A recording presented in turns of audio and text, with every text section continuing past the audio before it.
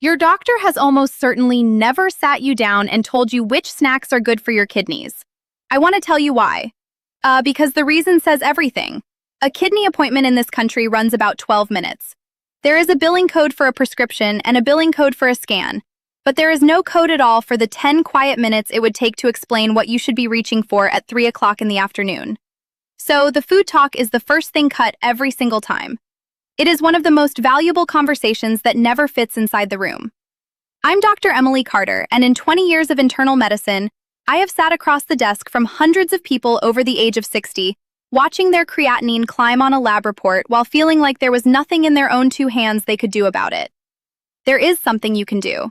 Today, I'm going to give you 5 ordinary snacks, the kind sitting in any grocery store you already shop at. And I'm going to show you exactly why each one works at the level of the tiny filters inside your kidneys. I'll show you exactly how to prepare each one so it helps your kidneys instead of quietly harming them. And I'll reveal the snacking mistakes I watch good, careful people make every week that are working against them without them having any idea. At least half of what I tell you in the next few minutes, I would wager you have never heard from anyone. Before we go a single step further, I want to be straight with you. Because you've been promised things before by people on the internet, I am not going to tell you these 5 snacks will cure your kidney disease, reverse it, or undo years of damage. That would be a lie, and you would be right to close this video on me. What I am telling you is something quieter and far more honest. The food you put into your body, when chosen carefully and prepared correctly, genuinely changes how hard your kidneys have to work.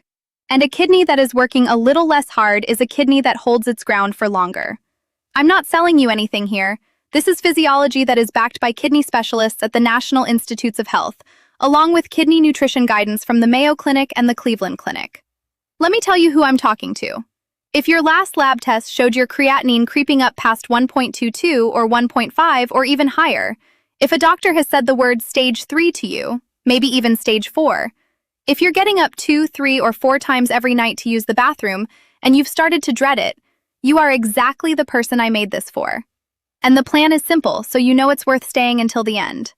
First, in about 90 seconds, I'll show you what creatinine actually is and why that number climbs. Because once you understand that, every one of these 5 snacks will make complete sense. Then, we'll go through them one by one. By the end, you'll know which 5 snacks to buy this week, exactly how to prepare each one so it works for your kidneys instead of against them. And you'll understand your own lab report better than you ever have before. Now let me give you the 92 explanation that almost nobody ever gives you. Creatinine is a waste product. Every time your muscles do their job, they burn a fuel called creatine for energy, and creatinine is the leftover waste from that process. It circulates through your bloodstream until your kidneys filter it out and send it into your urine. So in a healthy body, creatinine is produced all day and cleared all day, which keeps the level in your blood low and steady. Your kidneys perform this filtering through about 1 million microscopic filters each. Those filters have a name worth remembering: nephrons. When nephrons become damaged from years of high blood sugar, blood pressure that stayed too high for too long, or the slow progression of chronic kidney disease, that filtering process begins to slow down. The creatinine your body keeps producing is no longer cleared as quickly as it is made. So it starts building up in the bloodstream. That's when your lab reports begin showing numbers like 1.5, 1.8, 2.0, and climbing. Now stay with me because this is the part that changes everything. That creatinine number doesn't just reflect how damaged your kidney filters are. It also responds to 2 things that are completely within your influence every single day. First, how much waste you're asking your kidneys to clear in the first place. Second, how much ongoing damage those filters are receiving from inflammation and from the blood vessels that supply them. Each of these 5 snacks works on one of those 2 levers. Less waste to filter, less damage to the filters. That's the entire game. And your fork is one of the very few places where you actually get a vote. The first snack is one I recommend to nearly every kidney patient I see, and when I ask whether they eat it, almost all of them say no. Red grapes. And I can already hear the objection because I hear it in the exam room every single week. Doctor, grapes are full of sugar and I'm trying to control my blood sugar. Stay with me because the answer is much more interesting than a simple yes or no. Red grapes contain a natural compound called resveratrol. You've probably heard about it in connection with red wine. But what the wine label never tells you is that the resveratrol found in whole grapes is far more useful to your body than anything you would get from alcohol. And alcohol is the very last thing a struggling kidney needs more of. Inside the kidneys, resveratrol helps calm oxidative stress. Oxidative stress is the cellular wear and tear caused by unstable molecules known as free radicals. In damaged kidneys, this wear and tear happens faster than it should, slowly creating more scarring in the nephrons year after year. Resveratrol acts as an antioxidant, helping to slow that destructive process. The skin of the grape adds another layer of protection. It contains a group of flavonoids called quercetin and anthocyanins, the same pigments responsible for the deep red and purple color of the grape. Early research has linked these compounds to reduced protein leakage into the urine. If you've ever been told that you have protein in your urine, or you've noticed your urine looking unusually foamy in the toilet, that foam often represents protein slipping through filters that should have kept it inside your bloodstream. Then there's another benefit that's especially important for kidney health, the one those articles about red wine almost never mention. Red grapes are naturally low in potassium. A half-cup serving contains only about 88 milligrams of potassium. Compare that with a single banana, which contains more than 400 milligrams. For someone living with stage 3 or stage 4 kidney disease, that difference is enormous. Damaged kidneys have difficulty removing excess potassium, and when potassium levels become too high, they can interfere with your heart's normal rhythm. That's why finding a fruit that is naturally sweet, satisfying, and still gentle on your potassium levels is both rare and incredibly valuable. Now let's talk about the best way to eat them. Choose fresh, whole red grapes. Wash them thoroughly. Store them in the refrigerator. Eat about half a cup, which equals roughly 15 to 20 grapes, as a mid-morning or mid-afternoon snack. And here's the tip I give my own patients that almost nobody ever teaches. Pair that half cup of grapes with a small amount of protein, such as a few unsalted walnuts or a small piece of low-sodium cheese. The protein slows the absorption of the natural sugar into your bloodstream, allowing you to benefit from the resveratrol without causing a sharp spike in blood sugar. There are 2 mistakes you should avoid. First, do not drink grape juice instead. Juicing removes the fiber and concentrates the sugar into something your blood sugar simply won't appreciate. Second, don't reach for raisins. Drying grapes into raisins dramatically concentrates their potassium up to around 750 milligrams in just 1/4 cup. That transforms a kidney-friendly food into a kidney problem. Choose fresh red grapes, not green grapes, because green grapes contain far fewer of the beneficial pigments. In this case, the color is part of the medicine. Now, let me ask you something. Has a doctor ever told you to cut back on protein because of your kidneys? If so, I want you to listen very carefully to what comes next, because getting this wrong can hurt you in 2 different ways. Too much of the wrong kind of protein forces a struggling kidney to work harder, but too little protein of any kind causes you to lose the muscle that keeps you standing, walking, and protected from dangerous falls. The second snack strikes exactly the right balance: cooked egg whites. Here's why egg whites are almost in a class of their own for someone over the age of 60 with kidney disease. When your body breaks down protein, it produces waste products. One of those waste products is urea, which appears on your blood work as BUN nitrogen. A kidney that's already struggling has to work even harder to remove that urea. Years ago, the standard advice was simply to slash protein intake in order to reduce the workload. But that advice quietly created another serious problem. People over 60 are already losing muscle every year through a process called sarcopenia, the gradual age-related loss of muscle mass. And here's the twist that surprises even some physicians. When you lose muscle, your creatinine readings can actually appear worse because creatinine is produced by muscle in the first place. A frail body that's vulnerable to falling is far more dangerous than a lab number alone can ever show. The smarter solution has been sitting in front of us all along. Choose a protein your body can use almost completely, one that leaves behind very little waste. That is exactly what egg whites provide. Egg whites have what is known as the highest biological value of any dietary protein. In simple terms, your body uses almost all of it, leaving behind very little waste for your kidneys to clean up. Less leftover waste means less strain. And for someone whose BUN is already elevated, that's meaningful relief. There's another important advantage, especially for people with stage 3 or stage 4 kidney disease. Egg whites contain almost no phosphorus. Phosphorus is a mineral that damaged kidneys struggle to remove. As phosphorus builds up in the blood, it weakens bones and hardens blood vessels. Nearly all of an egg's phosphorus is found in the yolk. So, by eating only the whites and leaving the yolks behind, you get premium quality protein with almost none of the phosphorus burden. Here's the best way to prepare them. Scramble 2 or 3 egg whites in a small amount of olive oil without adding salt. Use fresh herbs such as parsley or chives for flavor, or simply hard-boil whole eggs and remove the yolks. If you buy cartons of liquid egg whites, read the nutrition label carefully. Some brands add significant amounts of sodium. Choose one that contains less than about 100 milligrams of sodium per serving. The biggest mistake I see is someone eating one lonely egg white and calling it a snack. If your goal is to preserve muscle, you should aim for approximately 10 to 15 grams of protein at one sitting. That usually means 3 to 4 egg whites. One important caution. If you're living with advanced kidney disease, stage 4 progressing towards stage 5, your protein requirements become highly individualized. Work with your own kidney specialist to determine exactly how much protein you should eat. But for most people in the earlier stages of kidney disease, smart protein choices like egg whites are a benefit, not a threat. Now, the third snack is probably going to surprise you. It surprised about half of my colleagues too. Potatoes. The very food that nearly every kidney diet handout in America tells you to cross off your list. I'm going to tell you to put them back on. And the reason comes down to one preparation method that's been sitting in kidney nutrition textbooks for decades, but almost never reaches real patients. Potatoes are usually restricted because they're high in potassium, and that's true. But potassium has one characteristic that most people never learn. It dissolves in water. Potassium is water-soluble. That means you can physically remove a large portion of it before you ever eat the potato. Kidney dietitians call this technique leaching. Here's exactly how it works. Peel the potatoes, slice them into thin pieces about 1/8 of an inch thick. The thinner the slices, the more surface area is exposed to the water.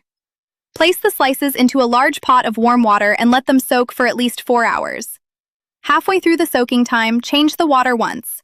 Then drain the potatoes, rinse them thoroughly, and cook them in fresh, unsalted water. When done correctly, this process removes about 30 to 50% of the potato's potassium, leaving it behind in the water that you throw away. No, it doesn't remove all of the potassium. A leached potato still contains potassium. This isn't a free pass to eat unlimited amounts, but it transforms a high potassium food into a moderate potassium food that many people with stage 3 kidney disease can safely enjoy with their kidney doctor's approval. Yes, eating crackers would be easier, I understand that. But maintaining quality of life on a kidney diet is one of the biggest reasons people actually stick with it.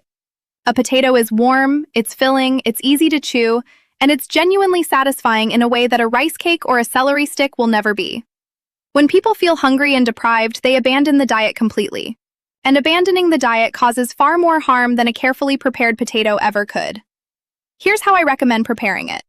Take 2 small potatoes, leach them exactly as I described, boil them in fresh water, then lightly mash them with a drizzle of olive oil, a little fresh rosemary, and a squeeze of lemon juice. Limit yourself to about half a cup per serving. There are 2 major mistakes to avoid. First, don't microwave the potato and assume it's the same thing. Microwaving cooks the potato, but it removes none of the potassium. The potassium stays inside. The slicing, soaking, and boiling are essential. Second, don't let anyone tell you to replace it with a sweet potato because it's supposedly healthier. For the average healthy person, maybe for someone with kidney disease, that's a completely different story. A medium sweet potato contains more than 500 milligrams of potassium. Unless you prepare it using the exact same leaching process, it is not the safer option. A kidney diet and a general healthy diet are not the same thing. Confusing the two can lead to real harm. Before we continue, I'd like to ask one small favor that truly helps keep this channel going. If you're finding this information helpful, let me know your age in the comments below. And if you know your most recent creatinine level or GFR, include that too.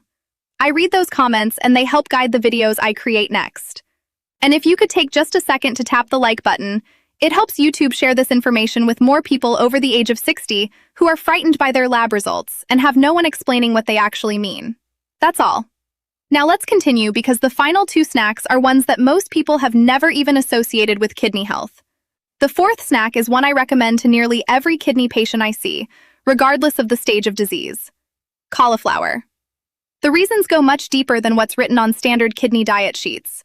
Let's begin with the basics. Cauliflower is naturally low in potassium, containing about 150 milligrams in a half-cup serving. It's also low in phosphorus, low in sodium, and it's an excellent source of vitamin C and folate. That's especially important because kidney patients, particularly those on dialysis or following very restricted diets, often become deficient in these water-soluble vitamins. But here's the deeper story, the part you won't hear while walking through the produce section. Cauliflower belongs to the cruciferous vegetable family along with broccoli, cabbage, and Brussels sprouts. These vegetables contain a natural compound called indole-3-carbinol. Your body converts it into another compound researchers commonly refer to as DIM. Research suggests that DIM helps reduce inflammation by influencing one of your cell's primary inflammatory control systems, known as the NF-kappa B pathway. And that word inflammation is central to understanding why kidney disease continues to progress over time. In chronic kidney disease, a low, persistent, smoldering level of inflammation is one of the main reasons creatinine continues to climb, even in people who feel perfectly fine. Now, I want to be careful here and not overstate the evidence. Research on this particular compound and its direct effects on the kidneys is still in its early stages, and I am not telling you that cauliflower alone will lower your creatinine. What I am telling you is this. Reducing that underlying inflammation is one of the fundamental strategies for slowing the progression of kidney disease, according to kidney specialists at the National Institutes of Health. And cauliflower is a genuinely safe, nutritious food that supports that effort. There's another important benefit that's worth discussing. It connects directly to those frequent nighttime trips to the bathroom that may be wearing you down. Cauliflower is rich in choline, a nutrient that helps support the health of your kidney's tubular cells. These are the specialized cells responsible for concentrating your urine and reabsorbing water back into the body. When these cells don't function well, your kidneys produce larger amounts of weaker or more diluted urine, and suddenly you're getting out of bed again at 2 o'clock in the morning. The research connecting dietary choline directly to that symptom is still developing, so I don't want to overpromise, but the biological mechanism makes sense. And cauliflower is a safe, healthy food, so there's very little downside to making it part of your routine. Now let's talk about the best way to prepare it. One of my favorite recipes is what I call kidney rice. Place raw cauliflower florets into a food processor and pulse them until they resemble grains of rice. Then microwave them for 2 to 3 minutes without adding any water. Finish with fresh herbs, a squeeze of lemon juice, and a drizzle of extra virgin olive oil. It's warm, filling, satisfying, and incredibly easy. Another excellent option is to roast the florets at 400 degrees Fahrenheit with a little olive oil and a light sprinkle of garlic powder until the edges become beautifully golden. The biggest mistake to avoid is buying frozen cauliflower that's already covered in cheese sauce. Take a look at the nutrition label. You'll often find large amounts of sodium and phosphate additives. Both are hard on damaged kidneys. Instead, buy plain fresh cauliflower or plain frozen cauliflower and season it yourself. Now let's move to the fifth and final snack. This is the one that genuinely surprises people, including, I'll admit, a few physicians who haven't kept up with the latest research in kidney nutrition. Macadamia nuts. If you've been told to avoid all nuts because of kidney disease, I want to explain why that blanket recommendation is becoming outdated, and why macadamia nuts occupy a category all their own. Most nuts really can be problematic for people with kidney disease. That recommendation came from a legitimate concern. Just 1 ounce of almonds contains approximately 200 milligrams of potassium and 136 milligrams of phosphorus. For someone living with stage 3 or stage 4 kidney disease, that's a significant burden from both minerals at the same time. But macadamia nuts are different. 1 ounce, which is about 10 to 12 nuts, contains only about 104 milligrams of potassium and 53 milligrams of phosphorus. Those numbers are dramatically lower than nearly every other commonly eaten nuts. That transforms macadamia from a food many people avoid into one they can often enjoy. And they provide something your kidneys quietly appreciate. Macadamia nuts are exceptionally rich in monounsaturated fats, particularly oleic acid, the very same heart-healthy fat that makes extra virgin olive oil so beneficial. That matters not only for your heart, but also for your kidneys, because kidney disease and heart disease almost always travel together. Kidney specialists at the National Institutes of Health and heart specialists at the American Heart Association emphasize the very same point. A person living with chronic kidney disease is actually far more likely to die from a cardiovascular event than from kidney failure itself. The same inflammation and blood vessel damage that injure the kidneys also damage the arteries throughout the body. Monounsaturated fats help lower harmful LDL cholesterol, while improving the health of the lining of your blood vessels. Healthier blood vessels mean healthier blood flow into your kidneys. And healthy blood flow is exactly what those tiny kidney filters need to continue doing their job. There is also early research suggesting that these healthy fats may help reduce the protein leakage through the kidney filters that we discussed earlier. Meanwhile, diets high in unhealthy saturated fats may make that leakage even worse. Again, I don't want to overstate the evidence, but the overall direction of the research has been remarkably consistent, and macadamia nuts remain an excellent food choice. They're also one of the very few truly satisfying crunchy snacks for people trying to manage both kidney disease and blood sugar. That's because they have very little effect on blood glucose levels. To enjoy them properly, portion control is essential. Macadamia nuts are calorie-dense. Stick with 1 ounce or about 10 to 12 nuts and no more. Buy them raw and unsalted whenever possible.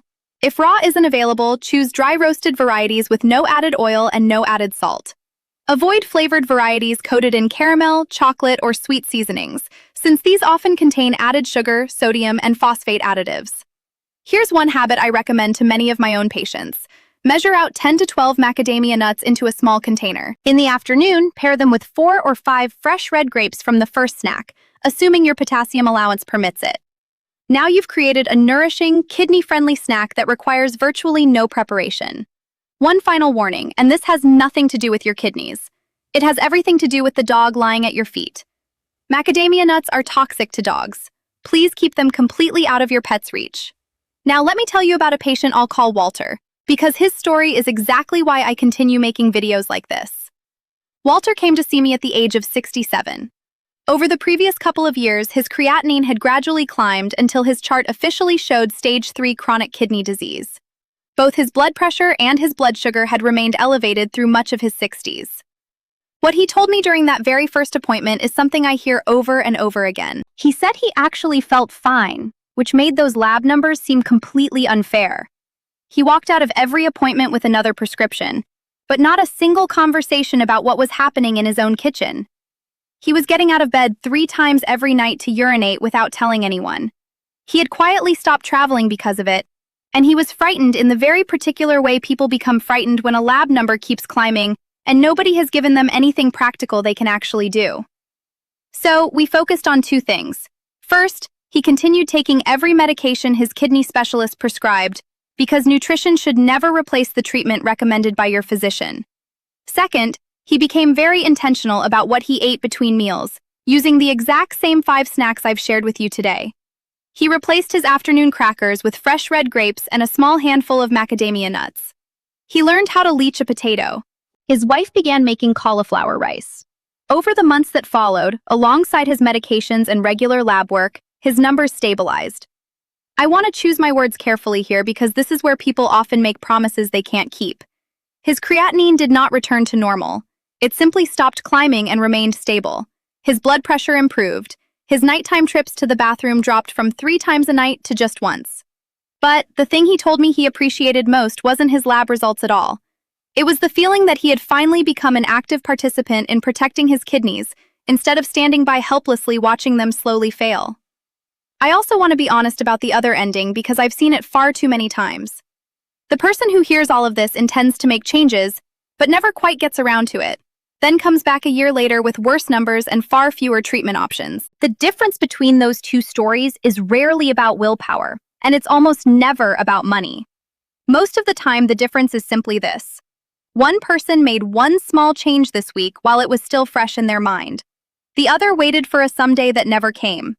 So here's the one idea that connects all 5 of these snacks. It's the single message I most want you to remember after this video. Every one of these foods works by reducing the workload placed on your kidneys' filters. That's the entire secret. And once you understand that, you'll never look at your dinner plate the same way again. The egg whites reduce the amount of waste your kidneys have to remove. The grapes and the cauliflower help calm the inflammation that slowly scars those filters year after year. The macadamia nuts help protect the blood vessels that carry blood into the kidneys to be filtered. And every preparation method we've discussed, the leaching process, cooking without salt, choosing whole fruit instead of juice, is designed to prevent potassium, phosphorus, and sodium from building up in a system that can no longer remove them efficiently. That changes the way you should think about your creatinine level. For years, you've probably been told that creatinine is simply a measure of how badly your kidneys have been damaged, almost like a verdict handed down to you. But it's more than that. It's also an ongoing reflection of how hard you're asking your kidneys to work. And that part has your fingerprints on it 3 times every day. You did not develop kidney disease because you were careless. Kidney disease at this stage of life is usually the result of decades of high blood pressure, elevated blood sugar, aging blood vessels, and changes that began long before you had any reason to think about them. But the workload your kidneys carry is starting today. That is something you can help reduce. And reducing that workload is one of the very few parts of this disease that remains in your hands. No prescription required, no copay, no one's permission. So what should you actually do tonight? Let's make it practical. First, make a small grocery list right now while this is still fresh in your mind. Fresh red grapes, a carton of eggs or liquid egg whites, a couple of potatoes, 1 head of cauliflower, and a small bag of raw, unsalted macadamia nuts. That's the entire list. Second, choose just 1 snack to start with, not all 5. Because the person who tries to change everything by Monday usually changes nothing by Friday. The easiest place to begin is replacing your usual afternoon snack with half a cup of fresh red grapes and a few macadamia nuts. Do that consistently. You've already begun. Third, learn how to leach a potato this week. It's the one skill on this list that almost nobody has ever taught you, and it gives you back a food you may have believed was gone forever. Fourth, remove salt from the way you prepare every one of these foods. Don't add salt. Instead, season with herbs, fresh lemon juice, and a little extra virgin olive oil. And whenever you buy something that comes in a bag or a carton, read the label carefully.